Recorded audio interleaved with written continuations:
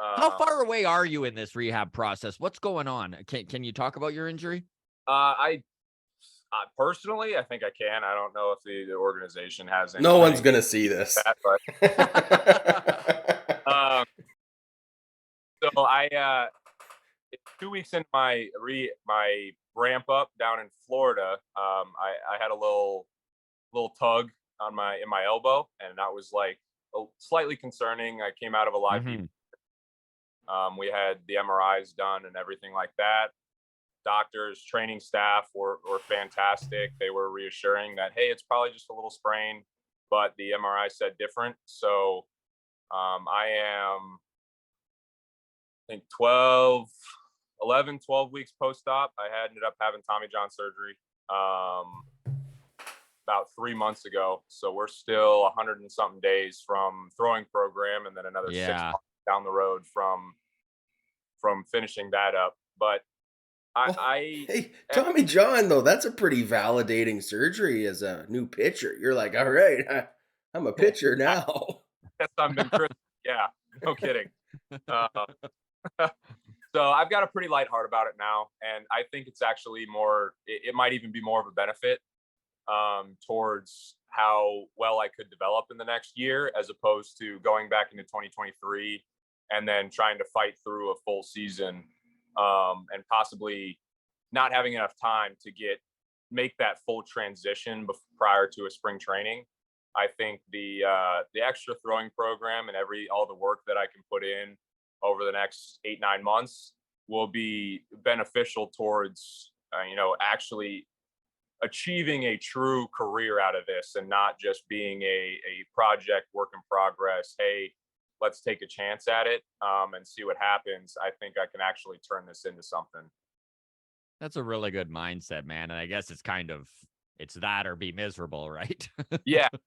So it, reaffirming after the injury and everything like that. And I was talking to Hagan about it, and he said the best thing that helped him was the COVID year. He said that he probably wouldn't have been half of the pitcher he is in 2021 if he had to pitch all of 2022, because he had the entire season to, hey, we're going to make a full transition with a lot of time here. And he came into 2021, I mean, probably Yeah. 5 miles an hour harder, ended up pitching his way through the back end of the bullpen in high A, and earned himself a 40-man spot for 2022. So I think he said that was a huge benefit to his career, and that kind of helped me with the, hey, I'm hurt, I'm not going to throw for a while aspect of it. That there's a lot of things I can do and I can work on and start to think about prior to, getting back throwing, getting back on the mound, and seeing where this goes. Well, best of luck with the rehab process, man. I know that it's not an easy trek to an easy road to plow, if you will. Even just mentally, it can be a real pain. So we're rooting for you there. As you transition to a pitcher, now you've done this before, you've played the positions before out in the outfield. How hard would it be to be a two-way player? Because Shohei Ohtani gets a ton of attention for being the superstar on both sides of the field that he is, but it's probably not even enough attention, right? I went out there that first night and came back. We ended up losing the game, and we were, it was kind of mixed emotions in the clubhouse at the time. But immediately after that, there was several of my teammates referring to me as Ohtani for the next couple months, because it was a consistent thing. Like, I was going out there, I was playing catch with the pitchers. I was throwing a couple sides here and there, and then Yeah. BP right afterwards. And I had a game in Hillsboro where I think I was 3 for 5, 3 for 4 on the night. Had a really good night at the plate, playing in the outfield, and we were up 10-1 in the ninth inning, and Hillsboro started making a 6-run comeback, and we ran out of arms. So I came in with 2 outs in the bottom of the You're ninth. like, this is my bread and butter. Loaded 5 night with a save. Wow.